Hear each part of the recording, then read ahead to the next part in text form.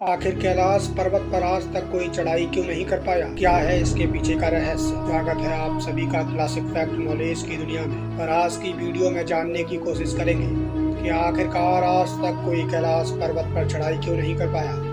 भगवान शिव को कैलाश पर्वत का स्वामी कहा जाता है। मान्यता है कि महादेव अपने पूरे परिवार और अपने समस्त गणों के साथ कैलाश में वास करते हैं। पौराणिक कथाओं में ऐसी कई घटनाओं के बारे में बताया है। कई बार दैत्य और असुरी शक्तियों ने कैलाश को अपने कब्जे में करना चाहा, लेकिन उनकी वह मंशा कभी पूरी नहीं हो सकी।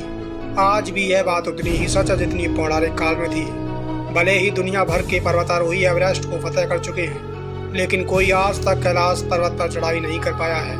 आखिर ऐसा क्यों है, चलिए जानते हैं विस्तार में। हिंदू धर्म में कैलाश पर्वत का बहुत महत्व माना गया है, क्योंकि यह भगवान शिव का निवास स्थान माना जाता है। लेकिन इसमें सोचने वाली बात यह है कि दुनिया की सबसे ऊंची चोटी माउंट एवरेस्ट को अभी तक 7,000 से ज़्यादा लोग फतेह कर चुके हैं, जिसकी ऊंचाई 8,848 मीटर है। लेकिन कैलाश पर्वत पर आज तक कोई नहीं चढ़ पाया।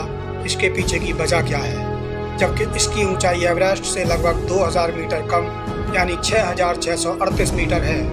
यह अब तक एक रहस्य बना हुआ है। कैलाश पर्वत के बारे में अक्सर ऐसी बातें सुनने में आती हैं। कई पर्वतारोहियों ने इस पर चढ़ने की कोशिश की, लेकिन इस पर्वत पर चढ़ना असंभव था, क्योंकि वहां शरीर के बाल और नाखून तेजी से बढ़ने लगते हैं। इसके अलावा कैलाश पर्वत बहुत ही ज़्यादा रेडियो एक्टिव भी है। कैलाश पर्वत पर कभी किसी के न चढ़ पाने के पीछे कई कहानियां प्रचलित हैं। कुछ लोगों का मानना है कि कैलाश पर्वत पर शिव जी निवास करते हैं और इसलिए कोई जीवित व्यक्ति ऊपर नहीं पहुँच सकता। मरने के बाद या फिर जिसने कभी कोई पाप नहीं किया हो वही कैलाश पर्वत पर चढ़ सकता है। ऐसा भी माना जाता है कि कैलाश पर्वत पर थोड़ा सा चढ़ते ही व्यक्ति दिशाहीन हो जाता है। बिना दिशा की चढ़ाई करना मतलब मौत को दावत देना होता है। इसलिए कोई भी इंसान आज तक कैलाश पर्वत पर नहीं चढ़ पाया। चीन सरकार के कहने पर कुछ पर्वतारोहियों का दल कैलाश पर चढ़ने का प्रयास कर चुका है, लेकिन उसे भी सफलता नहीं मिली और पूरी दुनिया के विरोध का सामना अलग से करना पड़ा।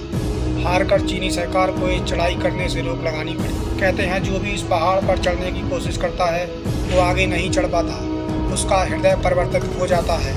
यहाँ की हवाओं में कुछ अलग बात है। आपके बाल और नाखून 2 दिन में ही इतने बढ़ जाएंगे जितने 2 हफ्तों में बढ़ने चाहिए। शरीर मुरझाने लगता है, चेहरे पर बुढ़ापा दिखने लगता है। चीन ही नहीं, रूस भी कैलाश के आगे घुटने टेक चुका है। सन 2007 की बात है। रूसी पर्वतारोही सर्गे सिसिटकोव ने अपनी टीम के साथ माउंट एवरेस्ट पर चढ़ने की कोशिश की। सर्गे ने खुद का अनुभव बताते हुए कहा, कुछ दूर चढ़ने पर मेरी और मेरी पूरी टीम के सर में भयंकर दर्द होने लगा।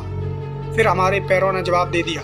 मेरे जबड़े की मांसपेशियां खिंचने लगीं और जीभ जम गई। मुंह से आवाज़ निकलना बंद हो गई। चढ़ते हुए मुझे महसूस हुआ कि मैं इस पर्वत पर चढ़ने के लायक नहीं हूँ। मैं फौरन मुड़कर उतरने लगा, तब जाकर मुझे आराम मिला। कर्नल विल्सन ने भी कैलाश पर चढ़ने की कोशिश की थी, जो कि बताते हैं जैसे ही मुझे शिखर तक पहुँचने का थोड़ा सा रास्ता दिखता कि बर्फबारी शुरू हो जाती और हर बार मुझे बेस कैंप लौटना पड़ता। बताते हैं कि 29,000 फीट ऊंचा होने के बाद भी एवरेस्ट पर चढ़ना तकनीकी रूप से आसान है, मगर कैलाश पर्वत पर चढ़ने का कोई रास्ता नहीं है। चारों ओर खड़ी चट्टानों और हिमखंडों से बने कैलाश पर्वत तक पहुंचने का कोई रास्ता ही नहीं है। ऐसी मुश्किल चट्टानें चढ़ने से बड़ा पर्वतारोही भी घुटने टेक देता है। हर साल लाखों लोग कैलाश पर्वत की चारों ओर परिक्रमा लगाने आते हैं। रास्ते में मानसरोवर झील के दर्शन भी करते हैं, लेकिन कैलाश पर्वत पर चढ़ाई न कर पाने की बात आज तक एक रहस्य बनी हुई है।